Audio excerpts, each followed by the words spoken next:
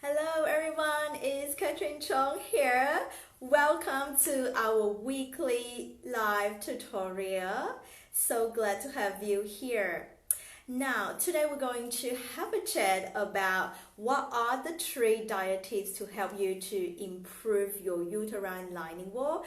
So if you are watching this live right now, make sure you click the share buttons and invite your friends or your family member to also tune into today's tutorial session. Now, for those of you who don't know me, my name is Katrin Chong and I'm the fertility dietitian based in Brisbane, Australia. I'm currently consultant to the Star Medical Centre at Sunnybank and also My Health Brisbane Showground at Bowens Hill. My job is to help you to optimize your diet, to improve your diet quality, to help you to improve that chances of conceiving. So whether you are planning to start a family, currently trying to conceive, or struggling to get pregnant, or currently planning to start IVF, I'm here to help you to gain total clarity of what you need to do with your diet, with your supplement plans, and also translate the current evidence into simple actionable tips for you and move through any roadblocks that you have so you can get pregnant sooner. Now, like I said, today we are chatting about what are the 3 diet tips to help you to improve your uterine lining wall. But first, let's take some time to understand what is uterine lining and why is it so essential in terms of helping you to get pregnant. So the endometrium, it's a lining that coats the uterus, also known as the uterine lining. So each month when your ovaries release an egg, the endometrium lining, basically also known as uterine lining, like I mentioned, it will thicken in preparation from the embryo. So in order for the pregnancy to occur, the embryo, which means after the egg fertilized by the sperm, it must be able to implant into this or attach into this uterine lining, also known as the endometrium. Now, what's regular this process is basically looking at 2 hormones here, the estrogens and progesterone.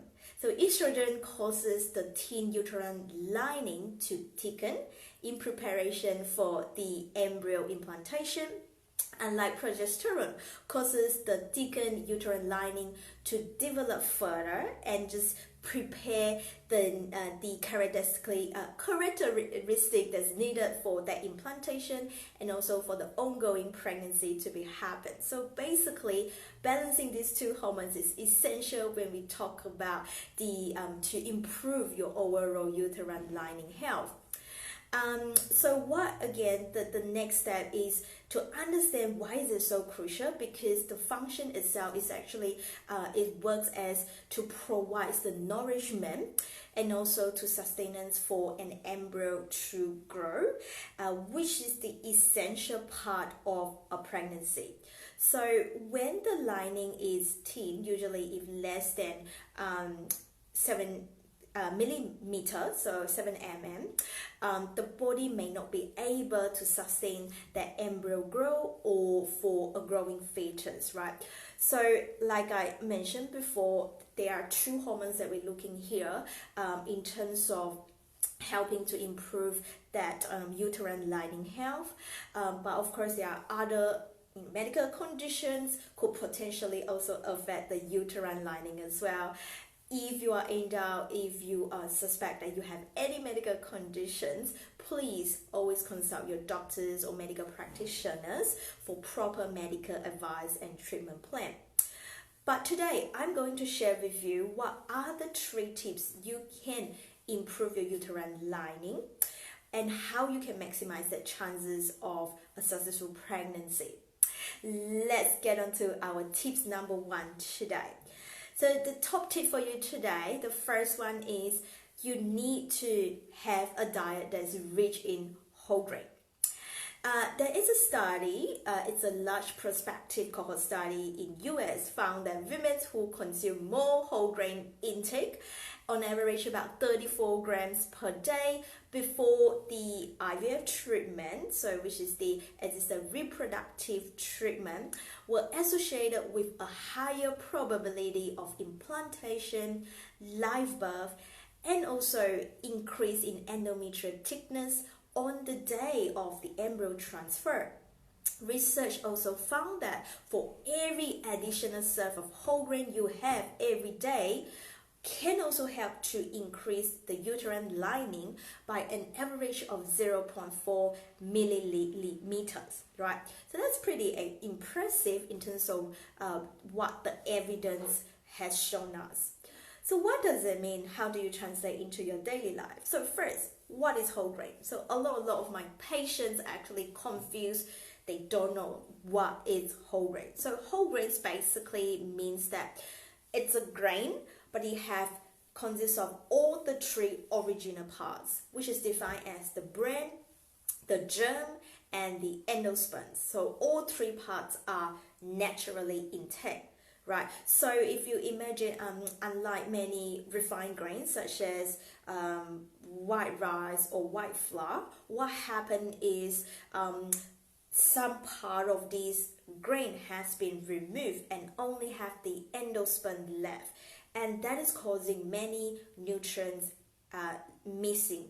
For example, nutrients such as B vitamins, iron, zinc, vitamin E, fiber, natural occurring antioxidants can be lost as the result of the refined process. So whole grains itself, like I mentioned, it has all the natural source of nutrient. It also known as the anti-inflammatory properties, also shown to have beneficial effects on blood sugars and insulin control. So all the things that I just mentioned here is crucial for fertility, and the research has shown that it can possibly also benefit the uterine lining health as well. So as a simple rule of thumb, what you need to do here, the more whole grain food you include in your diet, the better. So approximately, I would suggest you, if you can include at least 3 serves or up to about 6 serves a day, that would be a good start. And you can refer to the Australian government website at Eat for Health website for specific advice in terms of the serving size. I will attach the link in the description box after the tutorial session. And some example of whole grain foods for you, such as amaranth, buckwheat, corn, millet, quinoa, oats, rice, brown rice, black rice, or wholemeal flour, freekeh, sprout. So these are some examples for you when it comes to whole grains options that you can add in your diet. Now, let's move on to our second tips for today, which is vitamin E supplement. There was a randomized controlled trial study looking at the effects of vitamin E supplements in an unexplained group of infertile patients who undergone assisted reproductive treatment in Turkey. So they recruited about 100 patients, and for this group of patients were randomized assigned to 2 different groups. So one group underwent the treatment with 400 IU, which is an international units per day of vitamin E supplement, while the other group will underwent the treatment without the vitamin E supplement. So what they found is really interesting. So basically, the study groups were given this vitamin E supplement at the start of their treatment, so at the 3rd to 5th day of their menstrual cycle, until the day where they have the ovarian stimulation, which is the egg retrieval. And the authors reports that the vitamin E may improve endometrial environments because of its antioxidant rich effects, and potentially this can also improve the endometrial thickness. Pretty impressive again, if you ask me. So what is vitamin E? So vitamin E is a fat soluble nutrient that is found in many foods. So in body, it acts as an antioxidant, helping us to protect cells from damage caused by the free radical. The current recommendations of vitamin E, it's about 7 milligram per day, and you will most likely meet the requirement if you consume, say, nuts, for example, like peanuts, hazelnuts, especially how almonds, nuts is very high in vitamin E. And seeds like sunflower seeds are also among the best source of vitamin E. Other sources such as the green leafy vegetables such as spinach and broccoli, or certain type of vegetable oil like sunflower oil can also provide you with some amount of vitamin E. However, if you're looking at clinically, the amount used in clinical research actually are at much higher dose. So we are looking at somewhere around about 180 milligram per day.